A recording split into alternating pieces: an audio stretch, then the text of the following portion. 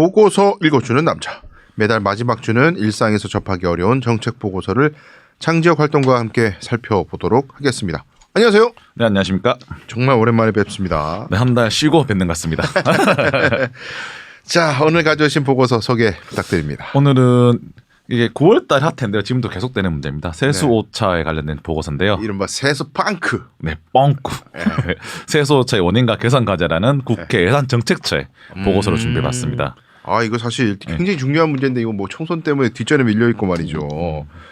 자, 추경호 경제부총리 겸 기획재정부 장관이 19일입니다. 기획재정위원회 국정감사에서 말이죠. 2021년부터 올해까지 3년 연속 큰 폭의 세수 오차, 세수 빵꾸가 나고 있는데 이에 대해서 어떻게 생각하느냐. 국민의힘 김영선 의원이 질의했어요. 그랬더니 이제 이게 본 예산 대비 59조 1천억 원 규모의 역대 최대 세수 결손. 이거에 대해서 추 장관이 말이죠. 상당한 규모의 세수 축의 오차가 발생한 것에 대해 송구스럽다고 사과는 했습니다. 네. 근데 이게 느낌상 약간 계산차고 썰이 이런 느낌인데 네. 지금 그런 차원으로 얘기하시는 게 아니잖아요. 네네, 그렇죠. 이게 보고서에서 이야기하는 이 원인이 있나요? 이게 보고서에서 원인은 여러 가지 원인이 있습니다. 일단 구조적인 원인이 하나 있습니다. 오, 구조적인 원인. 뭐냐면 이게 세수 축의 모형을 여기서 지적을 하고 있거든요. 네. 그러니까 세수가 어떻게 변동되고 어떻게 잘 들어올 것인지 어디서 얼마나 거둘 수 있을 것인지 요 모형이 지금 시대에 맞지 않다고 지적하고 있습니다. 예를 들어서 이게 보통 법인세 같은 경기에 영향을 많이 받게 되잖아요. 그렇죠. 장사가 잘 돼야 세금이 많이 거치는 근데 거니까. 이게 보통은 그 다음에 세수를 예측하는 게 그 전에 7, 8월에 짠단 말이에요.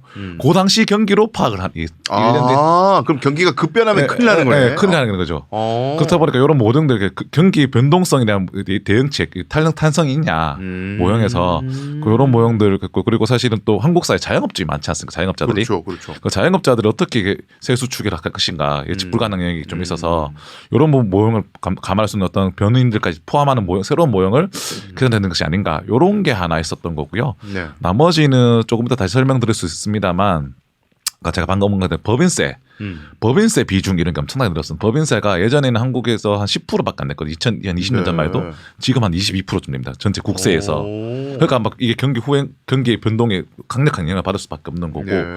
그리고 자산세 같은 경우는 예전에 한 20년 전에 한 7%였거든요. 자산에 관련된 소득이 지금 한 15%는 15% 돼요. 그러니까 이 양납보다 거의 37%좀 되잖아요. 근데 이게 경기와 엄청나게 영향을 뭐 자산세라는 게 종류가 좀 여러 개 쓴다면 제일 큰 게 뭐 집 팔면 양도소득세 아니겠습니다. 뭐 이런 것들이거든요. 그러니까 네. 부동산 경기, 수출 경기 여기에 영향을 받을 수밖에 없는 게 세수가 40% 가까이 차지하다 보니까 여기 변동에 대해서는 좀 예측을 좀 제대로 해야 된다. 이 변동을 감안할 수 있는 예측 모형을 만들어야 된다. 이렇게 지금 지적을 하고 있습니다. 그러니까 이제 결국 이제 이렇게 보면은 약간 그 외부 요인 뭐 러시아하고 우크라이나 전쟁도 있고 뭐 여차저차 뭐 여러 가지 외부 변동성이 너무 커서 그럼 우리가 신도 아니고 어떻게 다 예측하겠어. 뭐 결손 난 건 미안한데 뭐 어쩔 수 없는 거니까 이해 좀 해줘. 이런 느낌으로 또 이렇게 그럴 수도 있는데. 그렇진 않아요. 이 보고서 따르면은 사실은 좀 다른 게 사실은 세수 오차는 늘 나거든요. 안 날 수는 없겠죠. 늘 나고 보통은 여기서는 한 뭐 기름 많아봐야 5%. 그러니까 전체 그 전해에 비해서 5% 정도 차이 나고 보통 한 2, 3%가 정상치는 세수 오차 마이너스 나든 플러스 나든. 네. 근데 지금은 한 10% 이상 펑크가 났거든요. 지금 이게 60조 가까이 되기 때문에. 네. 근데 이게 제가 통계를 쭉 보니까 IMF 이후 최악입니다. IMF 때 마이너스 13% 났거든요. 그리고 IMF급의 위기인 거죠, 사실은. 이 세수 오차네. 그만큼 거기에 대한 문제의식이 있어야 된다. 단순한 세수 오차가 아니고 정부가 생각했던 경제, 재정 모든 정책 실패했다고 인정을 해야 되는 부분. 사실은 그렇게 인지를 해야 되는데 그냥 뭐 좀 이게 좀 못 짜다 보니까 외부 요인 이렇게 말할 수 있는 건 아닌 것 같습니다. 근데 뉘앙스가 자꾸 그렇게 읽혀요. 여당 인사들 얘기 들어보면은. 근데 그 한편으로 말이죠. 그 뭐 이런 걸 자초했다. 정부 여당이. 왜냐하면 뭐 감세를 엄청 해가지고 그 특히 이제 법인세 이런 거 감세를 많이 해줬기 때문에. 작년에 감세폭이 컸다. 그래서 이제 원래 이거 세수 펑크 이렇게 난 거 이거 뭐 대책이 없다. 그냥 온몸으로 세수 펑크를 이로 인한 고통을 우리 국민들이 두드려 맞아야 된다. 이런 비관론을 얘기하는 사람도 굉장히 많더라고요, 이게.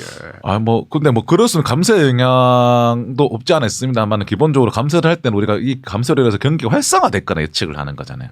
그렇죠. 감세는 목적이 있어야 되는 거죠. 감세 목적이 있어요. 근데 경기 활성화의 대책은 또 따로 없는 거잖아요. 사실 그렇기 때문에 이런 같은 폭풍이 몰아치는 사실은 저는 좀 요거가 좀 약간 별개의 얘기입니다만. 네. 이제 관련된 얘기일 수도 있는데 지금 윤석열 대통령이 미국과 일본은 상당히 오갔잖아요. 그렇죠. 사실 사실 그러면 그만큼 경제 성과를 가져가는 게 오히려 보수의 장점 아니겠습니까? 그렇죠. 근데 보수가 원래 그걸 잘한다고 지금 집권을 하는 건데 외교는 보수. 그렇게 해서 외교를 통해서 경제 성과를 가져오는 거지 않습니까? 근데 그걸 못 해요. 자기가 지금. 그러니까 사실은 그것도 사실 말이 안 되는 자기 계산에서는 법인세를 깎아주는 대신에 우리가 열심히 이렇게 외국하고 잘 해서 돈 수출 잘하게 해줄게. 이건데 된 게 아무것도 없지 않습니까? 미국의 어떤 여러 가지 강력 생산 특히 또 대중 견제 때문에 여러 가지 생산에 대한 규제들이 많아지는데 여기서 지금 한국 경제가 처한 여러 가지 상황을 돌파할 수 있는 해결책이 안 나왔어. 윤석열 정부가 성과가 없는 거예요. 그럼 그 성과 없는데 세금은 깎아줘 버려. 경기 나빠져. 사실 그런 면이 없지 않아 있는 거죠. 그런 면이. 세금을 깎아주면은 그만큼 기업들이 투자를 늘리고 말이죠. 그래서 일자리도 많이 생기고 이래야 선순환이 되는데 세금은 깎였지만 투자는 늘지 않는다. 이런 지금 상황이라는 얘기들도 많이 나오고 있습니다. 자, 21년부터 3년 연속 아주 큰 폭의 세수 오차가 근데 계속 나고 있어요. 네네네. 이게 지금 왜 이런 건지 설명을 좀 해주시면 좋겠어요. 일단은 기본적으로 이 세수에 대해서 이런 세수의 기본적인 원칙이라는 게 그냥 도론만큼 쓴다 이게 제일 좋긴 하겠지만 실제로 그렇지는 않습니다. 왜냐하면 한국은 기본적으로 그 80년대까지만 해도 도론만큼 쓴다 이런 개념이 좀 강해가지고 사실 거의 다 플러스 오차가 났습니다. 왜냐하면 경제 성장 그렇게 보수로 잡더라도 경제 성장기니까 계속 세금이 더 들어왔던 거죠. 근데 이제 IMF 이후에 그게 좀 변형됐고, 그럼 여기서 어떻게 해야 되냐?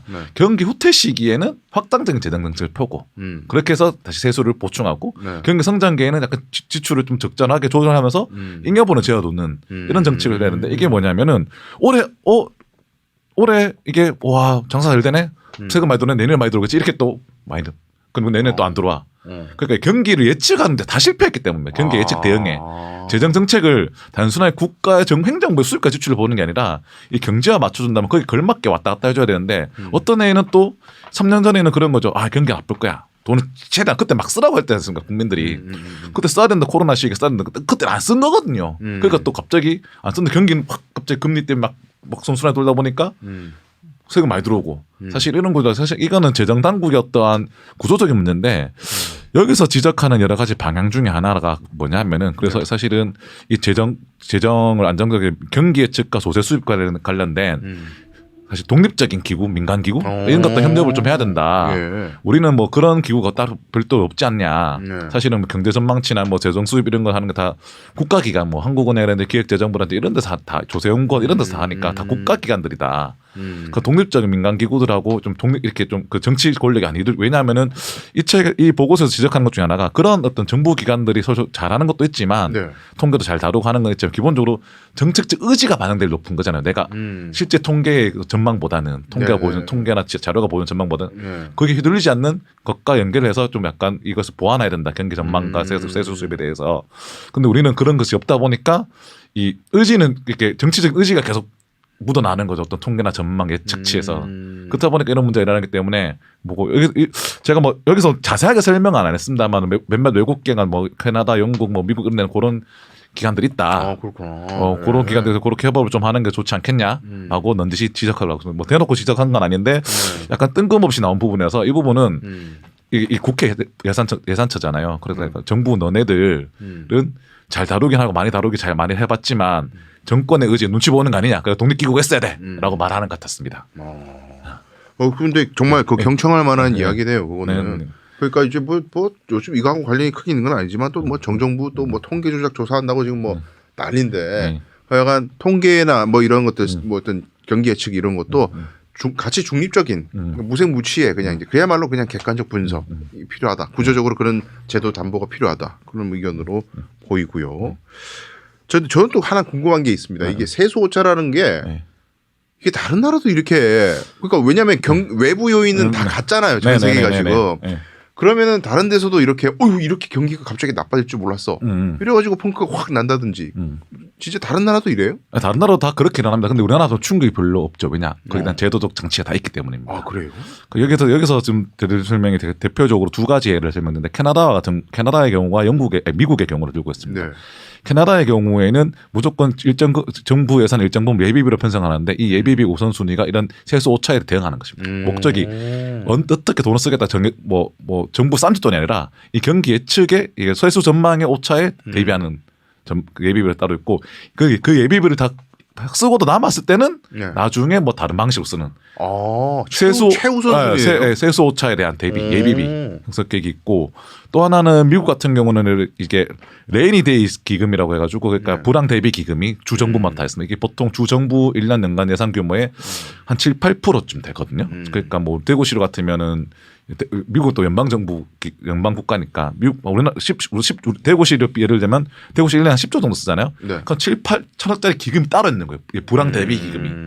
그러니까 요때 요런 기금들 세수 오차 났을 때 이 기금을 확 땡겨 쓰는 거예요. 네. 그래서 그렇게 해서 일상적인 국가 행정 서비스 안정적으로 돌아가게끔 하는 유지할 수 있는 그렇게 사례로 뭐 예전에 뭐 미국의 2008년도에 뭐 경제 위기 이때도 그렇게 기금이 쓰여서 사실은 세수 오차를 이걸로 다 커버했다. 그렇죠. 이렇게 지적을 하고 있습니다. 사실은 이런 부분들 좀 경청할 만한 부분인 것 같았습니다. 네, 뭐 우리는 하여간 정치하시는 분들이 어떻게든 그 돈 끌어와 가지고 이제 성심선 정책이나 표 당장 받을 수 있는 곳에 이렇게 모노레일 깔고 말이죠. 뭐 그런 연구들은 참 잘하시는데 모노레일을 다 비하하는 건 아니고 우리 대구 지하철 3호선 아주 좋습니다. 네. 뭐 하여간 지상철이 있고 참 하여간 자, 이 세수 오차를 개선하는 방안 이게 좀 중요할 것 같아요. 네네네. 이게 뭐 앞으로도 이런 일이 얼마든지 반복될 수가 있는데 네. 일단 방금 말씀하신 거는 세수 오차는 하여튼 항상 있을 수 있는 거니까 네. 막 생겼을 때 어떻게 이제 사후 미봉책을 어떻게 할 수 있느냐에 관한 문제였고 애초에 이 세수 오차 문제를 이게 어떻게 보면 국민의 삶에 아주 큰 영향을 미칠 수 있는 문제잖아요, 이게. 네.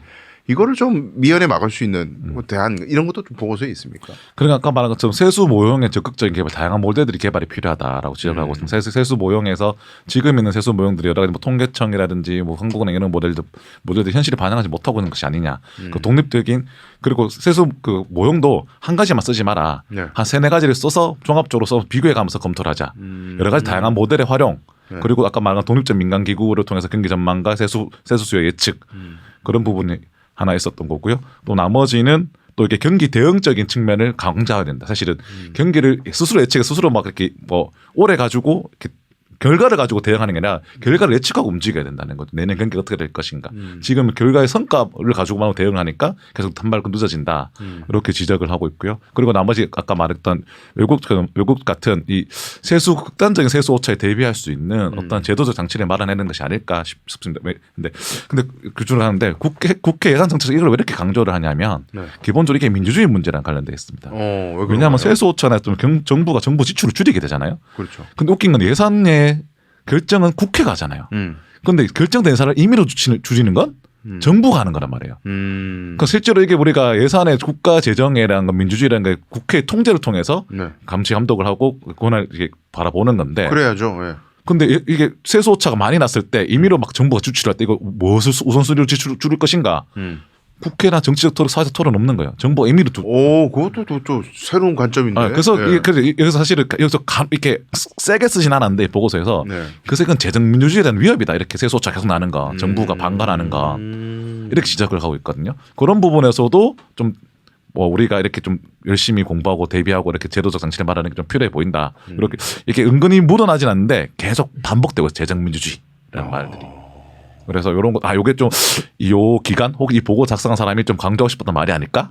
이런 생각이 좀 들었습니다. 그러니까 이제 세수 오차가 이렇게 많이 생겼을 때 정부가 지출을 줄이지 않으면 안 되는 상황에 봉착하는 거고 지출을 줄일 때 어디를 어떻게 줄일까 이 문제를 다룸에 있어서 국회의 역할이 거의 없고 정부가 거의 이제 뭐라 그럴까 재량껏 감축을 하고 뭐 우선순위를 정하고 근데 그러다 보면은 이게 또 비극적인 얘기인데 이제 표가 어디가 더 될까 어디에 돈을 쓰는 게 더 인기를 끌까 이 관점으로 보다 보면 사회적 약자는 항상 배제되고 소수자들은 그냥 뭐 나중에 해주면 되지 뭐 그러니까 표 많이 받을 수 있는 곳을 먼저 그래서 갈라치기 하고 이런 일이 생길 수도 있는 구조적 문제네요. 그렇기 때문에 단순한 세수 오차 이런 세수 오차 문제가 그렇기 때문에 이 민주주의 관점하고 다시 연결될 수밖에 없는 것이죠. 이 굉장히 강만에 좋은 보고서를 갖고 오셔가지고 제가 굉장히 지금 연속적으로 감명을 받고 있습니다. 네.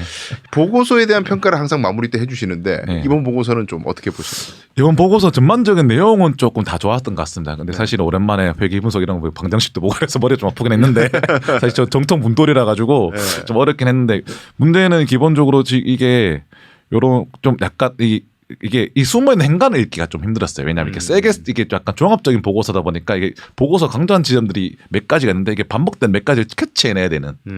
사실은 요런 약간 아마 이게 국회 예산 정책처의 성격상 아마 그럴 수밖에 없을 거라 예상했지만 좀 그런 부분이 조금 아쉬웠다 사실은. 그래서 뭐 이런 뭐 이해는 하지만 조금 그런 부분이 조금 아쉬웠다. 하지만 그럼에도 불구하고 이 보고서 정하는 거는 지금에 대한 세수 오차는 재정 민주주의에 대한 위기다 이런 결론이 좀 핵심인 것 같습니다.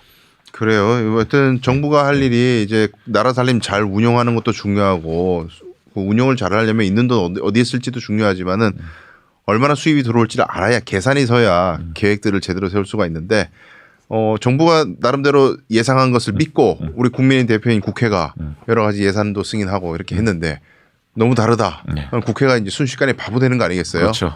근데 뭐 국회는 크게 문제 제기도 하진 않고 뭐 이 문제는 뭐 별로 그렇게 관심도 없는 것 같고 말이죠. 누가 어디에 공천받느냐 여기에만 지금 열을 올리고 있는 상황입니다. 국회의원분들 여러분들께서 이 문제를 말이죠. 이게 한 해 두 해 반복되는 문제가 아니라 계속 반복되는 문제라면은 거품 물고 좀 달려드는 누가 열사가 한 명 필요할 것 같은데 양당 모두 하여간 열사의 출연을 제가 기대하도록 하겠습니다. 네. 오늘 보고서 소개 너무 감사드리겠고요. 다음 시간에 또 찾아뵙겠습니다. 고맙습니다. 네, 감사합니다.